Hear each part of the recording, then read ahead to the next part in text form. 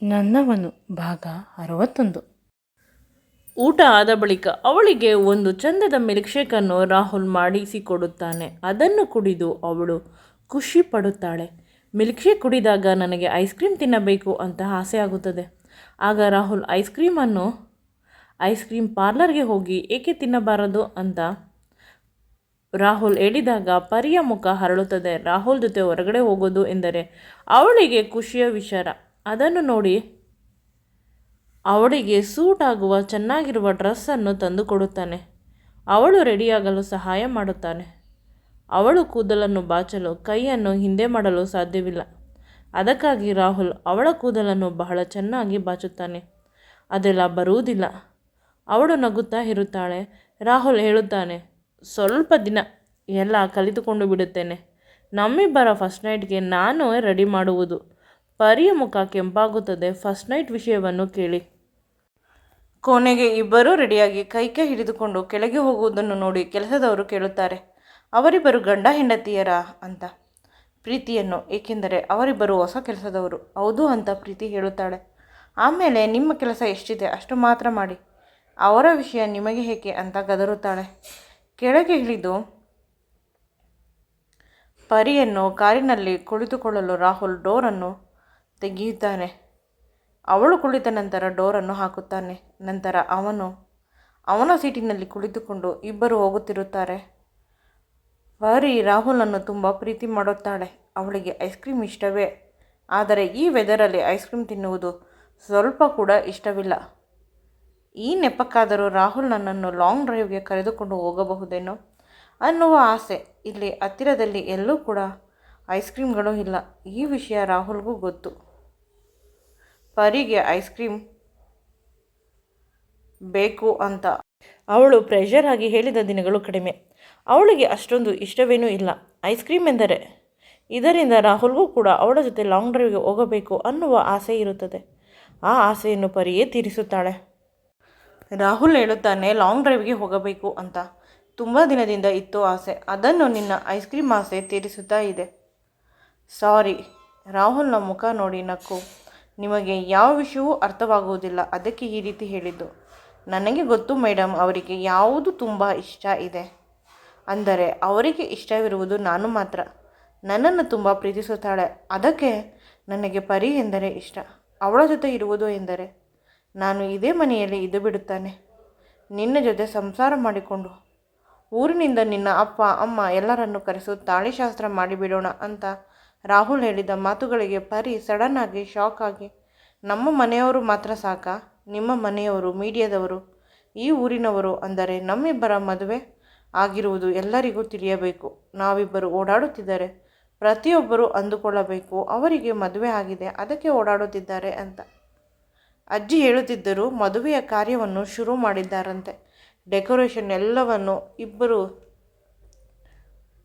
ಚೆನ್ನಾಗಿ ಊಟ ಮಾಡಿ ಮುಖವನ್ನು ಸರಿಯಾಗಿ ಇಟ್ಟುಕೋ. ನಿನ್ನ ಪ್ರೀತಿ, ನಿನ್ನ ಕಾಳಜಿ, ನಿನ್ನ ಸನಿಹ ಜಾಸ್ತಿ ಇದ್ದಷ್ಟು ಬೇಗ ಮರುಮದುವೆ ಆಗುತ್ತದೆ. ಸರಿ, ಮರುಮದುವೆ ವಿಷಯವಾಗಿ ಗೊತ್ತಿಲ್ಲ, ಆದರೆ ಈ ಮದುವೆ ತುಂಬ ಚೆನ್ನಾಗಿದೆ. ಅದೇ ಹಿಂದಿ ಧಾರಾವಾಹಿಗಳಲ್ಲಿ ಹೆಂಡತಿ ಗಂಡನಿಗೆ ಮರ್ಯಾದೆ ಕೊಡುತ್ತಾಳಲ್ಲ, ನಾನು ಅದೇ ರೀತಿ ಕೊಡಬೇಕು ಅಂತ ಆಸೆ ಆಗುತ್ತದೆ. ಆದರೆ ನೀವು ನನ್ನನ್ನು ಎಷ್ಟು ಕೇರ್ ಮಾಡುತ್ತೀರಾ, ಎಷ್ಟು ಪ್ರೀತಿಯಿಂದ ನೋಡಿಕೊಳ್ಳುತ್ತೀರಾ, ಆ ಪ್ರೀತಿಗೆ ನಾನು ಚಿರಋಣಿ. ರಾಹುಲ್ ನಗುತ್ತಿರುತ್ತಾನೆ. ಇಬ್ಬರು ಹೀಗೆ ಮಾತನಾಡುತ್ತಾ ರಾಹುಲ್ ಹೋಗುತ್ತಿರುತ್ತಾನೆ. ಅವನಿಗೆ ತಿಳಿಯದು ಅವನು ಎಲ್ಲಿ ಹೋಗುತ್ತಿದ್ದಾನೆ ಅಂತ. ತುಂಬ ದೂರ ಬರುತ್ತಾನೆ. ಕೊನೆಗೆ ಎದುರುಗಡೆಯಿಂದ ಒಂದು ದೊಡ್ಡದಾದ ಟ್ರಕ್ ಬರುತ್ತದೆ. ಅದರಿಂದ ತನ್ನ ಕಾರನ್ನು ಕಾಪಾಡಿಕೊಳ್ಳಲು ರಾಹುಲ್ ಹರಸಾಹಸ ಪಡಬೇಕಾಗುತ್ತದೆ. ನಂತರ ಅಲ್ಲೇ ಎದುರುಗಡೆ ಇದ್ದ ಮರಕ್ಕೆ ಹೋಗಿ ಗಾಡಿಯನ್ನು ಡ್ಯಾಶ್ ಹೊಡೆಯುತ್ತಾನೆ. ಅಷ್ಟೇ, ರಾಹುಲ್ ಹಣೆಗೆ ಸ್ವಲ್ಪ ಏಟಾಗುತ್ತದೆ. ಪರಿಗೆ ಪ್ರಜ್ಞೆ ಇರುವುದಿಲ್ಲ ತುಂಬ ಸಮಯದವರೆಗೆ. ಮೊದಲು ಪರಿಗೆ ಎಚ್ಚರವಾದಾಗ ರಾಹುಲ್ನನ್ನು ನೋಡಿ ಕಿರುಚುತ್ತಾಳೆ. ರಾಹುಲ್ ಹಣೆಯಿಂದ ರಕ್ತ ಬರುತ್ತಿರುತ್ತದೆ. ಹೊರಗೆ ಹೋಗಿ ಸಹಾಯ ಕೇಳಿದರೆ ಯಾರೂ ಇರುವುದಿಲ್ಲ. ಕೊನೆಗೆ ಏನು ಮಾಡಬೇಕೆಂದು ತಿಳಿಯುವುದಿಲ್ಲ. ಫೋನ್ ಕೂಡ ಸ್ವಿಚ್ ಆಫ್ ಇರುತ್ತದೆ.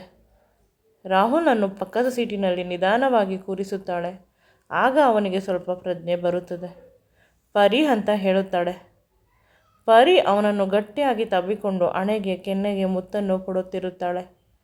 ತಬ್ಬಿಕೊಂಡಿದ್ದರಿಂದ ಇವಳ ಬಟ್ಟೆಗೂ ಕೂಡ ಅವನ ತಲೆಯಲ್ಲಿರುವ ರಕ್ತ ಆಗುತ್ತಿರುತ್ತದೆ. ಅಷ್ಟರಲ್ಲಿ ರಾಹುಲ್ ಪಾಕೆಟ್ನಲ್ಲಿ ಇದ್ದ ಇನ್ನೊಂದು ಫೋನನ್ನು ಕೊಡುತ್ತಾನೆ. ಪರಿ ಕಿರಣ್ಗೆ ಫೋನ್ ಮಾಡುತ್ತಾಳೆ. ಮಾಡಿ ನಡೆದ ವಿಷಯವನ್ನು ಹೇಳುತ್ತಾಳೆ. ಅರ್ಜೆಂಟಾಗಿ ಬರಬೇಕು ಅಂತ. ಅವನು ಬರುತ್ತಾನೆ ಬಹಳ ಬೇಗ. ಅವನು ಬರುವುದರ ಒಳಗೆ ರಾಹುಲ್ಗೆ ಅವಳ ವೇಲನ್ನು ಸ್ವಲ್ಪ ಹರಿದು ಅವನ ತಲೆಯ ಹತ್ತಿರ ಕಟ್ಟುತ್ತಾಳೆ. ಕಿರಣ್ ಬಂದು ಇಬ್ಬರನ್ನು ಅವರ ಕಾರಿನಲ್ಲಿ ಕೂರಿಸಿಕೊಂಡು ಕರೆದುಕೊಂಡು ಹೋಗುತ್ತಾನೆ.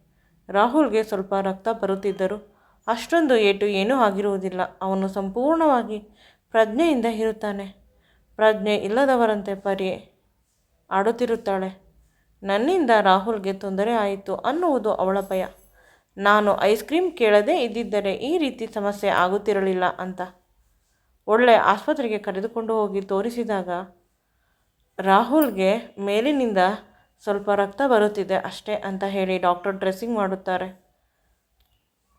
ಪರಿಗೆ ಸಣ್ಣ ಪುಟ್ಟ ಗಾಯಗಳು ಆಗಿದೆ ಅಷ್ಟೇ. ಅವುಗಳಿಗೆ ಔಷಧಿಯನ್ನು ಹಚ್ಚುತ್ತಾರೆ. ನಂತರ ಕಿರಣ್ ಅವರನ್ನು ಪರಿಯ ಗೆಸ್ಟ್ ಹೌಸ್ಗೆ ಬಿಡುತ್ತಾನೆ. ಇದನ್ನು ನೋಡಿ ಪ್ರೀತಿಗೆ ಸ್ವಲ್ಪ ಶಾಕ್ ಆಗುತ್ತದೆ. ಚೆನ್ನಾಗಿ ಓದವರು ಬರುತ್ತಾ ಬ್ಯಾಂಡೇಜ್ ಹಾಕಿಕೊಂಡು ಬಂದಿದ್ದಾರೆ ಅಂತ. ಆಗ ಪರಿ ಅಲ್ಲಿ ನಡೆದುದನ್ನು ಹೇಳುತ್ತಾಳೆ. ಹೋಗಲಿ ಬಿಡಿ, ದೊಡ್ಡದು ಆಗಬೇಕಾಗಿದ್ದು ಚಿಕ್ಕದಲ್ಲಿ ಮುಗಿದು ಹೋಯಿತು ಅಂತ ಹೇಳಿ ಇಬ್ಬರಿಗೂ ಸಮಾಧಾನ ಮಾಡಿ ಹಳದಿ ಹಾಕಿರುವ ಹಾಲನ್ನು ತಂದು ಕೊಡುತ್ತಾಳೆ. ಅದನ್ನು ಕುಡಿದ ನಂತರ ಇಬ್ಬರು ಮೆಡಿಸಿನನ್ನು ತೆಗೆದುಕೊಳ್ಳುತ್ತಾರೆ.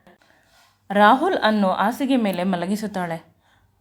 ಕೊನೆಗೆ ರೂಮಿನ ಬಾಗಿಲನ್ನು ಹಾಕಿ ಅವಳು ಕೂಡ ಅವನ ಪಕ್ಕ ಮಲಗುತ್ತಾಳೆ. ಅವನ ಎದೆಯ ಮೇಲೆ ತನ್ನ ತಲೆಯನ್ನು ಇಟ್ಟುಕೊಂಡು, ಸಾರಿ, ನನ್ನಿಂದ ಈ ರೀತಿ ಆಯಿತು. ನಾನು ಮಾಡಿದ ಒಂದು ಕೆಲಸದಿಂದ ದಯವಿಟ್ಟು ನನ್ನನ್ನು ಕ್ಷಮಿಸಿ ಅಂತ ಪರಿಪರಿಯಾಗಿ ಅವನ ಹತ್ತಿರ ಕ್ಷಮೆಯನ್ನು ಕೇಳುತ್ತಿರುತ್ತಾಳೆ. ನೀನು ಏನೂ ಹೇಳದೇ ಇದ್ದರೂ ನಾನು ನಿನ್ನನ್ನು ಹೊರಗಡೆ ಕರೆದುಕೊಂಡು ಹೋಗುತ್ತಿದ್ದೆ. ತುಂಬ ದಿನಗಳಿಂದ ಆಸೆ ಇತ್ತು ಇಬ್ಬರು ಲಾಂಗ್ ಡ್ರೈವ್ಗೆ ಹೋಗಬೇಕು ಅಂತ. ಇದು ನನ್ನಿಂದ ಆಗಿದ್ದಲ್ಲ. ಮದುವೆ ಆದ ಮೇಲೆ ಸ್ವಲ್ಪ ದಿನ ಇಬ್ಬರು ಇಷ್ಟೊತ್ತಿನಲ್ಲಿ ಹೋಗಬಾರದು ಅಂತ ಅಜ್ಜಿ ಹೇಳುತ್ತಿದ್ದರು ಅಷ್ಟೇ. ಪರಿ ಹೌದು, ಅಮ್ಮ ಕೂಡ ಹೇಳುತ್ತಿದ್ದಳು ಇಬ್ಬರು ಸ್ವಲ್ಪ ಹುಷಾರಾಗಿರಬೇಕಿತ್ತು. ಪರಿಗೆ ಸ್ವಲ್ಪ ಬೇಸರವಿರುತ್ತದೆ ಅಷ್ಟೇ. ಆದರೆ ರಾಹುಲ್ಗೆ ಅಷ್ಟೇನು ಬೇಸರವಿರುವುದಿಲ್ಲ. ಪರಿ ಆರೋಗ್ಯವಾಗಿ ಇರುತ್ತಾಳಲ್ಲವೇ? ಗಾಯವಾಗಿರುವುದು ಇವನಿಗೆ ತಾನೇ ಆಗಿರುವುದು. ಇಬ್ಬರು ಅಂದು ಚೆನ್ನಾಗಿ ನಿದ್ರೆ ಮಾಡುತ್ತಾರೆ. ಮೆಡಿಸಿನ್ ಪವರ್ ಚೆನ್ನಾಗಿರುತ್ತದೆ. ಇಲ್ಲಿ ರಾಹುಲ್ನ ಅಜ್ಜಿ ಅವರ ಮನೆಯಲ್ಲಿ ಅವಳ ಮಗಳು ಕೇಳುವ ಪ್ರಶ್ನೆಗಳಿಗೆ ಉತ್ತರ ಕೊಟ್ಟು ಸಾಕಾಗಿರುತ್ತದೆ. ನಾನು ಮನೆಗೆ ಬಂದ ಮೇಲೆ ಅವನು ನನ್ನ ಕೈಗೆ ಸಿಗುತ್ತಿಲ್ಲ. ಏನಾದರೂ ಬೇರೆ ಹುಡುಗಿಯನ್ನು ನೋಡಿಕೊಂಡಿದ್ದಾನಾ? ಅಥವಾ ಏನೂ ಗತಿ ಇಲ್ಲದವರು ಬಂದು ಹೋಗುತ್ತಾರೆ ಅನ್ನುವ ತಾತ್ಸಾರವ? ಈ ಆಸ್ತಿಯಲ್ಲಿ ನನಗೂ ಕೂಡ ಅರ್ಧ ಭಾಗ ಬರಬೇಕು. ಎಲ್ಲರನ್ನು ಕೋರ್ಟಿನಲ್ಲಿ ತಂದು ನಿಲ್ಲಿಸುವೆ. ನನ್ನ ಮಾತನ್ನು ಕೇಳಿಲ್ಲವಾದರೆ. ಅವಳ ಮಾತಿಗೆ ಅಜ್ಜಿ ಏನೂ ಮಾತನಾಡುವುದಿಲ್ಲ. ಮೊಮ್ಮಗಳು ಬಂದು ಅಜ್ಜಿಯನ್ನು ಗಟ್ಟಿಯಾಗಿ ತಬ್ಬಿಕೊಂಡು, ಅಜ್ಜಿ, ರಾಹುಲ್ ಮಾಮ ಇಲ್ಲವಾದರೆ ನನ್ನ ಕೈಯಲ್ಲಿ ಇರಲು ಸಾಧ್ಯವಿಲ್ಲ. ದಯವಿಟ್ಟು ನಮ್ಮಿಬ್ಬರಿಗೆ ಮದುವೆ ಮಾಡಿಸು. ಅಜ್ಜಿಗೆ ಇನ್ನೂ ಧರ್ಮ ಸಂಕಟ ಶುರುವಾಗುತ್ತದೆ. ಅಷ್ಟರಲ್ಲಿ ಯಾವುದೋ ಫೋನ್ ಬರುತ್ತದೆ. ಇಬ್ಬರು ರೂಮಿಗೆ ಹೋಗುತ್ತಾರೆ. ಇಲ್ಲಿ ಬೆಳಗಾಗುತ್ತದೆ. ಮೊದಲು ರಾಹುಲ್ಗೆ ಎಚ್ಚರವಾಗುತ್ತದೆ. ಅವನು ಹೇಳಬೇಕು ಅಂತ ಅಂದುಕೊಳ್ಳುತ್ತಾನೆ. ಆದರೆ ಪರಿ ಅವನನ್ನು ಗಟ್ಟಿಯಾಗಿ ತಬ್ಬಿಕೊಂಡು ಮಲಗಿರುತ್ತಾಳೆ. ಅವಳ ಕೂದಲು ಇವನ ಮುಖದ ಮೇಲೆ ಇರುತ್ತದೆ. ಅವಳ ಕಾಲು ಇವನ ಕಾಲ ಮೇಲೆ ಇರುತ್ತದೆ. ಸಂಪೂರ್ಣವಾದ ಅವಳ ದೇಹ ಇವನನ್ನು ಆವರಿಸಿರುತ್ತದೆ. ಆ ಅಪ್ಪುಗೆ ರಾಹುಲ್ಗೆ ತುಂಬ ಹಿತವಾಗಿರುತ್ತದೆ. ಸ್ವಲ್ಪ ಇವನು ಅಲ್ಲಾಡಿದರೂ ಅವಳಿಗೆ ಎಚ್ಚರವಾಗಿ ಅವಳ ನಿದ್ದೆ ಹಾಳಾಗುತ್ತದೆ ಅಂತ ರಾಹುಲ್ ಏನೂ ಮಾಡದೆ ಅದೇ ರೀತಿ ಮಲಗಿರುತ್ತಾನೆ ತುಂಬ ಸಮಯದವರೆಗೆ. ಅವಳ ಮುದ್ದಾದ ಮುಂಗುರುಳಿಗೆ ಮುತ್ತು ಕೊಡಬೇಕು. ಅವಳ ಹದರವನ್ನು ಚುಂಬಿಸಬೇಕು. ಈ ರೀತಿಯ ಹೊಸ ಹೊಸ ಆಸೆಗಳು ಬರುತ್ತಿರುತ್ತದೆ. ಆದರೆ ತನ್ನ ಕೈಕಾಲುಗಳನ್ನು ಸಂಪೂರ್ಣವಾಗಿ ಅವಳು ಲಾಕ್ ಮಾಡಿರುತ್ತಾಳೆ. ಅವಳ ಮುಖವನ್ನು ಅವನ ಮುಖದ ಮೇಲೆ ತಂದು ಹಿಡಿಯುತ್ತಾಳೆ. ಆಗ ರಾಹುಲ್ಗೆ ಇನ್ನೂ ಖುಷಿಯಾಗುತ್ತದೆ. ಸಂಪೂರ್ಣವಾಗಿ ಅವನ ತುಟಿಗಳ ಹತ್ತಿರ ಇದೆ. ಆ ಸಮಯದ ಸುಂದರವಾದ ಆನಂದವನ್ನು ರಾಹುಲ್ ಅನುಭವಿಸುತ್ತಿರುತ್ತಾನೆ. ರಾಹುಲ್ಗೆ ಒಂದು ಮಧುರವಾದ ಕ್ಷಣಗಳನ್ನು ಕೊಡುತ್ತಿರುತ್ತಾಳೆ ಪರಿ. ಅವನ ಟೆಂಪ್ರೇಚರ್ ಹೀಟ್ ಆಗುತ್ತಿರುತ್ತದೆ. ಅವನು ತನ್ನನ್ನು ಇನ್ನು ಕಂಟ್ರೋಲ್ ಮಾಡಲು ಸಾಧ್ಯವೇ ಇಲ್ಲ. ಮುಂದೆ ಈ ವಿಡಿಯೋ ನಿಮಗೆ ಇಷ್ಟವಾಗಿದ್ದಲ್ಲಿ ನನ್ನ ಚಾನಲನ್ನು ಲೈಕ್ ಮಾಡಿ, ಶೇರ್ ಮಾಡಿ ಮತ್ತು ಸಬ್ಸ್ಕ್ರೈಬ್ ಮಾಡಿ. Thank you.